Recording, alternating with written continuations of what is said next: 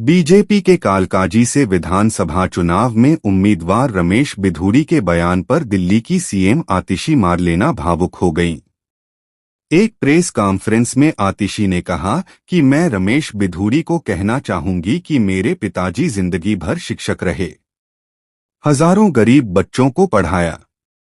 आज वो 80 साल के हो गए हैं। आतिशी ने कहा कि चुनाव जीतने के लिए इतनी गंदी हरकत करेंगे कि एक बुजुर्ग को गाली देंगे। इस देश की राजनीति इस घटिया स्तर पर गिर सकती थी, मैं ऐसा सोच भी नहीं सकती थी। आतिशी ने कहा कि रमेश बिधूड़ी काम के आधार पर वोट मांगे। वो दक्षिणी दिल्ली से आते हैं। ये बहुत दुख की बात है। रमेश बिधूड़ी ने एक रैली में कहा था कि आतिशी ने अपना बाप बदल लिया है। पहले वो आतिशी मारलेना थीं और अब सिंह हो गई हैं। इससे राजनीतिक हलकों में काफी नाराजगी पैदा हुई थी। आम आदमी पार्टी ने रमेश बिधूड़ी के इस बयान को काफी शर्मनाक करार दिया था। पार्टी ने उनसे इस विवादित बयान को वापस लेने और माफी मांगने को कहा था। आप पार्टी पहले ही रमेश बिधूड़ी के खिलाफ मोर्चा खोल रखा है।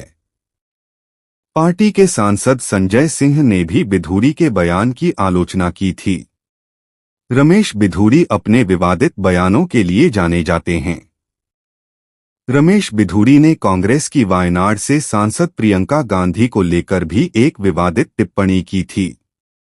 इसके कारण उनको भारी नाराजगी झेलनी पड़ी, मगर उन पर इसका कोई खास असर होता नहीं दिखा। बिधूड़ी ने कहा कि अगर वो कालकाजी विधानसभा सीट से जीतकर आए तो वहां की सड़कों को प्रियंका गांधी के गालों की तरह बनवा देंगे। इसके बाद कांग्रेस के नेताओं ने बिधूड़ी पर जोरदार हमला बोला।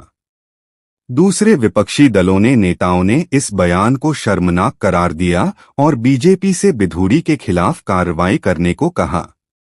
कांग्रेस ने महिलाओं का अपमान करने के लिए उनसे माफी मांगने की मांग की, जबकि बिधूड़ी की पार्टी के कुछ नेताओं ने बयान पर अपनी असहमति जताई।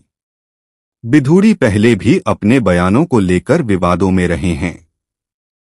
वह शुरू में अपनी बात पर कायम रहे और उन्होंने राष्ट्रीय जनता दल राजद के नेता लालू प्रसाद की अभिनेत्री एवं भाजपा सांसद हेमा मालिनी पर की गई इसी तरह की टिप्पणी की ओर इशारा किया।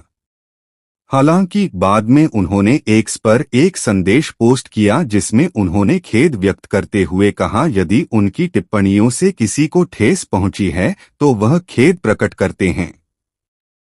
उन्होंने कहा कि कुछ लोगों ने राजनीतिक लाभ के लिए उनकी टिप्पणियों का गलत अर्थ निकाला है।